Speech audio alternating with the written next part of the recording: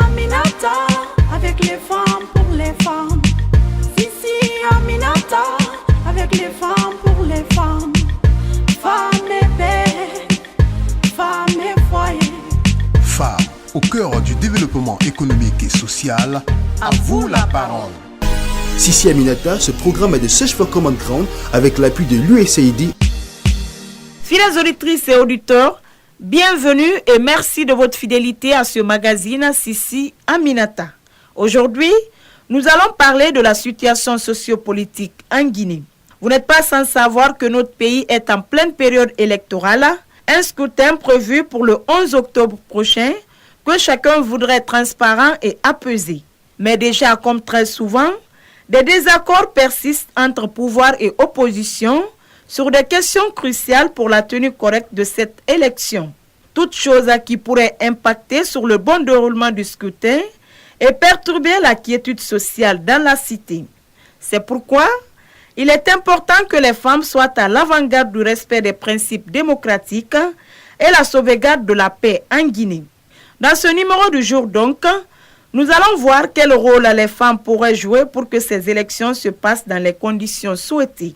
Restez avec nous pour le développement.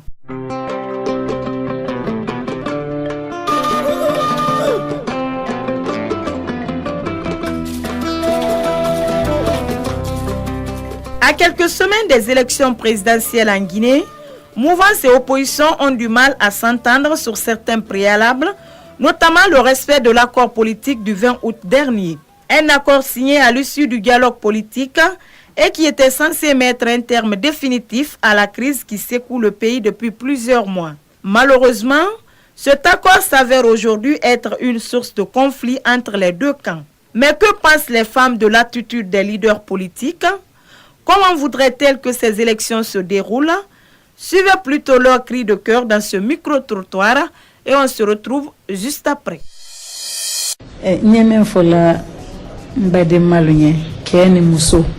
Élection et fait mendi, fait natal et katambi. Tunyara teto de continuer. Nini ya fait qu'il a candidat ma demain.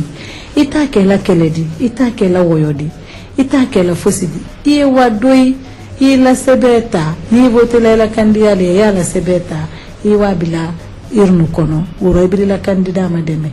Kilo dangundo kanani ninke, kasonko ke kawoyoke, ila candidat ma demain ti wodi. Bewa qui l'a voté que Jusso Soumaro et papa il a voté là il est donc il nous connaît bien il y a la kanda minka fisa wule wudi jama la Guinée il faut que tu votes vote ko suba wi ete suba ko hon ko urba ko weluma ko yettata ko yididir yurmondiren faamondiren anden ko hon dum gereten fi tandi leydi men sum yo Allah dando e wonde ko do ka goddo wakilo de yayen e o vote hara den on tigitata en jabu gere ko feddino kon 2010 watte memmintin dum do hande kadi. Ce que je veux dire aux leaders politiques, la démocratie c'est un jeu et la Guinée donc a souscrit au principe de la démocratie, donc il faut forcément accéder aux postes de décision, notamment à la magistrature de l'État. Avant la démocratie, nos parents vivaient ensemble. On collaborait et la nation était aussi gérée par des Guinéens. Et donc aujourd'hui, les élections ne doivent pas nous diviser. Je voudrais que les Guinéens puissent regarder Dieu. Ce que Dieu fait, nul ne peut contester. Dieu a réuni ces ethnies-là sur la terre guinéenne parce que Dieu savait parfaitement que ces ethnies-là pouvaient cohabiter ensemble. Dieu n'est pas un Dieu de conflit. Je ne sais pas où aller en cas de problème. Donc je voudrais que chaque Guinéen puisse mettre l'intérêt de la nation au-dessus de son propre intérêt. C'est très très important. Vous écoutez votre émission Sissi Aminata. La période électorale est toujours un moment critique et crucial dans l'histoire d'une nation. C'est pourquoi certains observateurs pensent qu'il est impératif que chaque acteur impliqué dans ce processus puisse jouer sa partition en toute responsabilité afin que les résultats issus du scrutin soient acceptés de tous. C'est le cas de Mme Bintanabe, présidente du CECAF, cadre de concertation et d'action des femmes. Suivez. Madame Nabé, nous sommes pratiquement à quelques semaines du 11 octobre, la date initialement prévue pour le scrutin présidentiel. Pour vous, quel comportement doivent adopter aujourd'hui les différentes parties engagées dans ce processus? Nous, femmes, nous souhaitons que Dieu nous préserve de tout ce qui est problème qui peuvent entraver le processus électoral dans notre pays. Il s'avère que tous ont la même volonté de rendre heureuse cette population. Je pense qu'ils doivent présenter un programme de société dans l'intérêt de la nation. Ils doivent communiquer cela dans un langage plus compréhensible qui ne ternit pas l'image même de la cohésion sociale.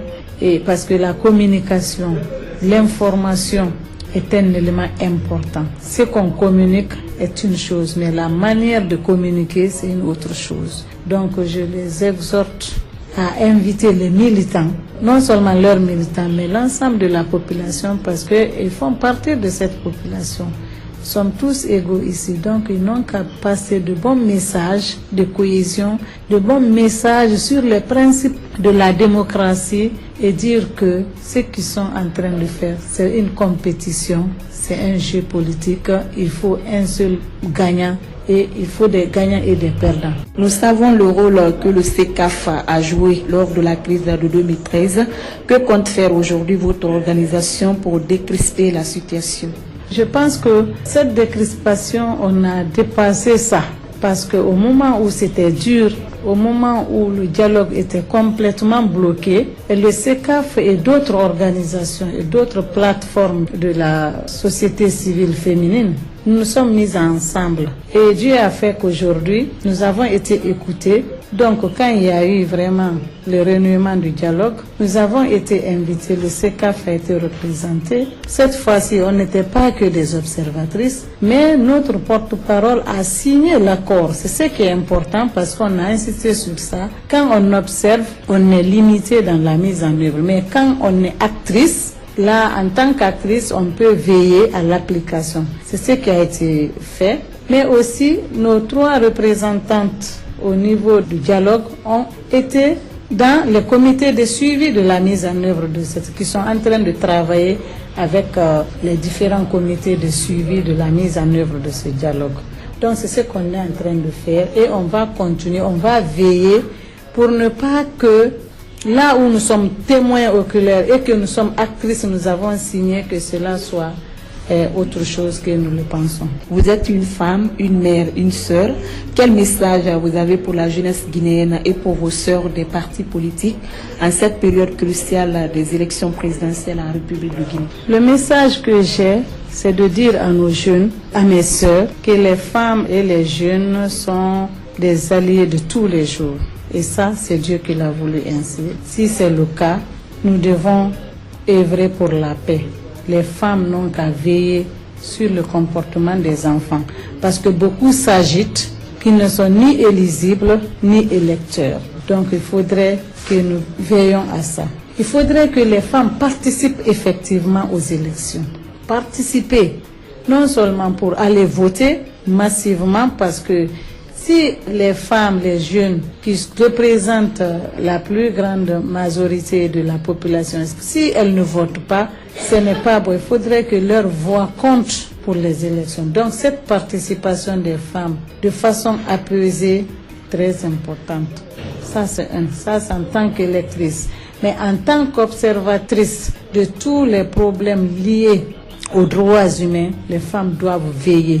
Aux problèmes de violence, les femmes doivent veiller et faire de l'alerte précoce. Quand elles ont constaté quelque chose, tout de suite qui ne vont pas dans l'intérêt de la nation, qui ne vont pas dans l'apaisement, qu'elles informent tout de suite qui de droit pour que les mesures soient prises afin de pouvoir freiner cela et que les choses se passent dans la quiétude. De son côté, Mme Yansane Fatou Baldé, présidente de la coalition des femmes leaders de Guinée, invite les acteurs politiques au respect des accords du 20 août dernier qui ont permis de décrisper la situation sociopolitique. Suivez. À moins d'un mois des élections du scrutin présidentiel, donc, des désaccords persistent entre la mouvance et l'opposition. Vous, en tant que membre de la société civile, quelles sont les pistes de solutions que vous proposez pour qu'on puisse aboutir à des élections apaisées et acceptées de tous? Vous savez, les élections apaisées, c'est d'abord un consensus sur des éléments essentiels, notamment le fichier électoral et le processus en tant que tel et la garantie de transparence du processus électoral. Et quand cela n'est pas vraiment pris en compte, il est difficile de faire un plaidoyer pour une quiétude ou une paix dans cette période. On a obtenu des accords au forceps à la veille pratiquement des élections et je crois que ces accords ont été signés par toutes les parties. Le minimum de respect qu'on peut avoir pour les Guinéens que nous sommes, il faut que les signataires de ces accords s'appliquent à les mettre en œuvre parce qu'on a compris que si toutes les deux parties ont signé, c'est parce qu'elles estiment que le contenu de ces accords peuvent mener à des élections apaisées. Donc si l'application fait défaut, ça, je trouve que c'est un manque de respect d'abord pour le peuple de Guinée qui subit les conséquences de ce désaccord et aussi c'est un manquement grave aux signataires, que ce soit l'une ou l'autre partie qui refuserait de les appliquer. Mais il ne faut pas oublier que l'application de ces accords incombe le gouvernement, puisque c'est celui qui détient le pouvoir qui doit veiller à l'application de ces accords. Il y a déjà des tensions en l'air. Qu'est-ce que la société civile prévoit aujourd'hui de faire pour apaiser la situation? C'est de faire le plaidoyer. La société civile n'a pas de moyen de coercition. C'est de faire un plaidoyer d'abord au niveau des acteurs impliqués dans le processus pour qu'ils s'accordent sur quelque chose et sensibiliser les populations en général pour les amener à une meilleure compréhension de la situation qui prévaut. Et d'un autre côté aussi, même sensibiliser la presse pour qu'elle puisse jouer son rôle de modérateur, de régulateur de cette période électorale. Donc c'est tout ce que nous pouvons faire, c'est de dénoncer ce qui n'est pas fait correctement, apprécier ce qui est fait comme il faut et proposer des solutions pour aller vers l'apaisement dans le processus électoral. Je rappelle que vous êtes à la tête d'une coalition de femmes leaders. D'après vous, que pourraient faire les femmes aujourd'hui pour vraiment trouver une solution à ce problème? Il ne faut pas oublier que les femmes sont des citoyennes de la République au même titre que les autres. C'est d'ailleurs la résolution des problèmes républicains par les sentiments sociaux et féminins qu'on a fini par tomber de consensus en consensus. On a mis de côté nos lois. Les femmes doivent s'inspirer de ce qui est inscrit dans les lois, dans la Constitution, les accords, pour analyser de façon responsable et citoyenne la situation qui prévaut, pour proposer des solutions républicaines aux problèmes républicains. Mais si elles se mettent dans une logique, nous sommes des femmes, les épouses, les mères, les sœurs, évidemment qu'elles ne joueront jamais leur rôle réel dans la société. D'abord, les crises passeront et quand elles passeront, les autres vont leur dire alors retournez à vos casseroles et laissez-nous gérer, alors que ce n'est pas ça. Plus de 50% de la population est féminine, on ne peut pas les mettre de côté pour avancer. C'est d'ailleurs pour ça qu'on est toujours à la traîne de la queue.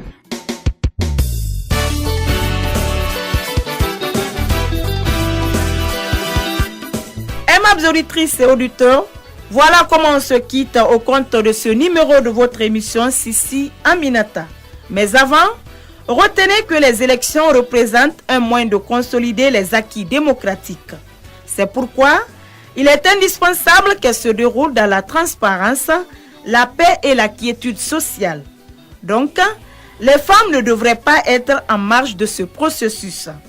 Femmes de ma Guinée, votons pour la paix, votons dans la paix et surtout, votons pour la Guinée.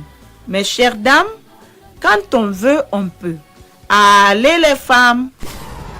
Vous voulez réagir à cette émission? Envoyez-nous un SMS au 622 31 39 81 ou appelez-nous au 622 05 05 33. Vous pouvez également nous envoyer un mail sur guinea@sfcg.org ou nous suivre sur notre adresse Facebook Search for Common Ground Guinée. Sissi Aminata, avec les femmes pour les femmes. Sissi Aminata, avec les femmes pour les femmes. Femmes et paix. au cœur du développement économique et social. À vous la parole. Sissi Aminata, ce programme est de Search for Common Ground avec l'appui de l'USAID.